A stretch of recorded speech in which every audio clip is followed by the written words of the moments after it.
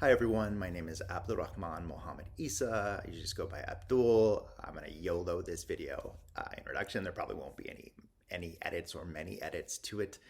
I'm coming to sort of introduce who I am as a person. Issa HeartSpace, which is what this channel is all about. I'm one half of Issa HeartSpace with my wife Anna, who is at work right now, but had me promise not to tell any dad jokes during my introduction. So if you have a great one, please post it down below in the comments. I wanted to start out by sort of explaining who I am as a professional, who I am personally, so that we can sort of get a shared understanding of how we can build this space together and how we can contribute to the great need that we're seeing globally with trauma, right? We're living through this incredible pandemic. We're dealing with politics that are dividing families, that are dividing states, that are dividing different countries. There's a lot of stress, there's a lot of anxiety, there's a lot of depression, there's a lot of burnout, there's a lot of compassion fatigue, there's a lot of othering and less belonging community building. So we aim to contribute as much as we can to building healthy connections and healthy community through these videos, through our website, through just having honest, open dialogue with one another.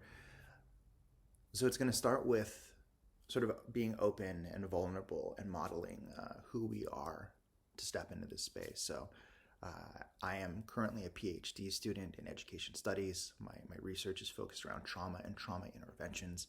I was a special education teacher in the South Central Watts corridor of LA.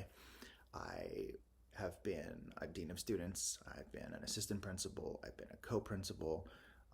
Right now, I do work with adults on school sites based around their social emotional supports. I'm trained in somatic experiencing. I'm a current student in that program. I have a breathwork facilitation credential. I've trained in mindfulness. I've trained in trauma-informed practices, restorative practices, social emotional learning. I am not a therapist, but I have learned a lot of therapeutic modalities, whether that's from CBT, DBT, ACT. I've had my own trauma and my own healing from it.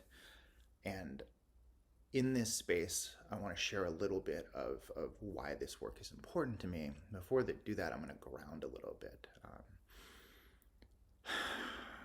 Just going to touch my chest a little bit. Get it home in my body. I'm going to take some conscious breaths through my nose, out through my mouth. It's easy to get stuck in the head, get stuck in the feelings, dissociate a little from the body. And our nervous systems get so dysregulated, right? Like we can easily slip into fight, flight, or freeze when we talk about trauma, when we hear somebody else's trauma. So just join me for a couple breaths. Sync up with me just a little bit. We're all safe, known, and loved in this moment. We're all here together. And I'm really here to give you as many strategies as possible to make sense of the world around you. Things are crazy. There's a lot of stigma around mental health. There's a lot of stigma around healing and talking about what we're going through. And even having this conversation, this vulnerability is scary for me, right? Like, how will people view me if I talk about the traumas I've gone through? Will I be accepted in academia if I talk about the different struggles I've had? But we have to do it, right? We have to walk into that discomfort, take a chance so that others can join us in healing. So I'm a multi-hyphenate. I'm a multicultural man in America. My dad is African, Lebanese. My mom is white. I'm a child of divorce. I came to the country at a very young age with dual citizenship, but we live primarily in Saudi Arabia. I lost my language. I learned Arabic concurrently with English as a child. I lost my language because English is dominant in what was taught at the time. I've struggled with my identity over the years. I've struggled with being called the N-word, especially after 9/11, when people with my name, with my skin color, who already felt othered, were vilified even more, right? Like we no longer were the 80s cartoony Arabic terrorist in like an Arnold Schwarzenegger movie. We were now this horrible, terrible thing. So I've struggled with identity because culturally I have a lot of white experiences. I grew up in a white household, and there's a lot of conflict there internally around your family being white, your friends being BIPOC, and you not looking like people, right? So fitting in was something that I struggled with. I lost friends to suicide, to drug overdoses. There's a lot of that's happened in my life, and I didn't cope with those in a very healthy way. So at this point, I'm going to take another couple breaths.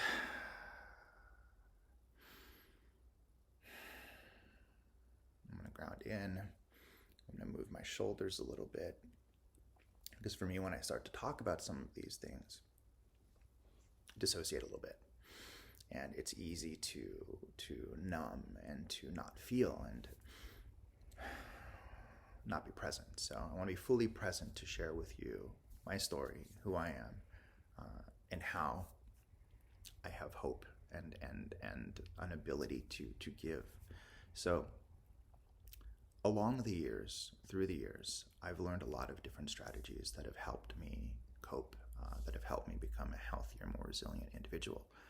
And I'm going to share those with you through the course of these videos. I'm going to start with body-based interventions. So there will be a series on somatic experiencing, how we can orient in space, how we can build external resources around us, whether we're at work, whether we're in a Discord channel trying to flip NFTs. These exercises can be done as we're walking around. Nobody has to know. We'll also do exercises where you can have some alone time, where you can have some space and just dedicate some time to. I'll work a lot on a series of videos around what we do when our thoughts get a hold of us, right? So many of us deal with racing thoughts, intrusive thoughts, ruminations, and there are strategies we can employ to accept those, take those on, and work with them, right?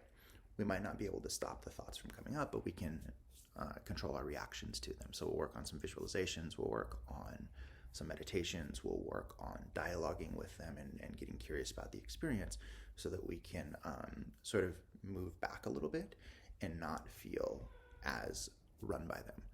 We'll work on emotions, we'll work on really what it means to walk into our emotions. I think culturally we're taught to fight, repress, and not feel and not acknowledge what we're feeling. And that usually just gives power to those feelings. So we'll work a lot on a series of videos around how to ride the waves of emotions, how to interact with emotions, how to sort of use a style of inquiry to question our emotions and to make them a thing that's a part of us and not our whole identity. So I'm really excited to have you here. I'm really excited to be able to share with you.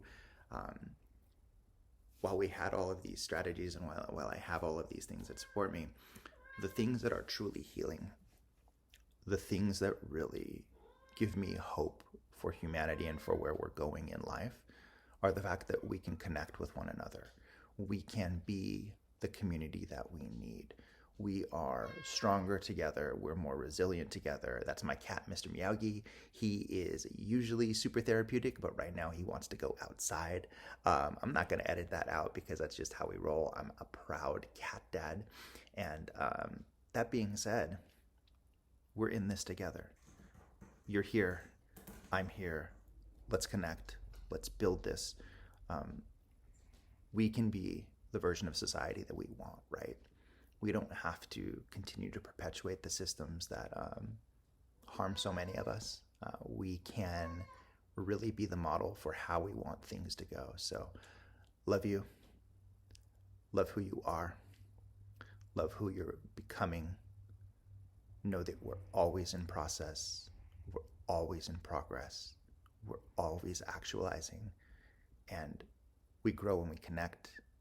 We grow when we can be of service to others. And this is a journey we're taking together, because we're going to make it. We're all going to make it. And we're going to make it by being together in community. So love to all of you.